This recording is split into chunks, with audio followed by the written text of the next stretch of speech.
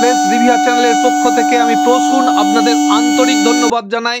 রেলের যখন speed trial test হয়েছিল এবং 110 কিলোমিটার বেগে গোঘাট থেকে তারকেশ্বর অবধি ট্রেন চলেছিল, সে দৃশ্য আপনাদের দেখিয়েছিলাম। এবং ঠিক আজকের দিন থেকে গোঘাট থেকে আরামবাগ পর্যন্ত 80 কিলোমিটার স্পিডে ট্রেন যাবে এবং সেটি অ্যাপ্রুভ হলো।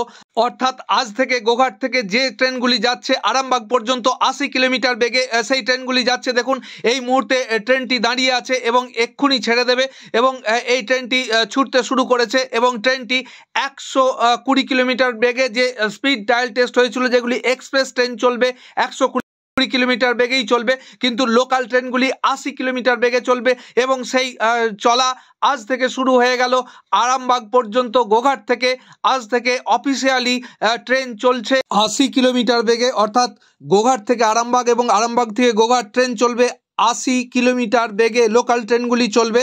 এবং এরপর আরামবাগ থেকে তারকেশ্বর পর্যন্ত ট্রেনগুলি চলবে 80 কিলোমিটার বেগে, যদিও বর্তমানে 80 কিলোমিটার বেগে তালপুর থেকে তারকেশ্বর পর্যন্ত ট্রেন চলে এবং তারকেশ্বর থেকে হাওড়া পর্যন্ত 80 কিলোমিটার বেগেই ট্রেন চলে। শুধুমাত্র এরপর বাকি রয়ে গেল আরামবাগ থেকে তালপুর পর্যন্ত 80 কিলোমিটার বেগে ট্রেন চলা এবং ট্রায়াল রান হয়ে গেছে এবং আজ থেকে অ্যাপ্রুভ হয়ে গেল। তাই বন্ধুরা, তারকেশ্বর থেকে বিষ্ণুপুর পর্যন্ত রেল লাইনের সমস্ত খবর, খুঁটিনাটি খবর পাবেন আমাদের প্লেস রিভিউয়ার চ্যানেলে।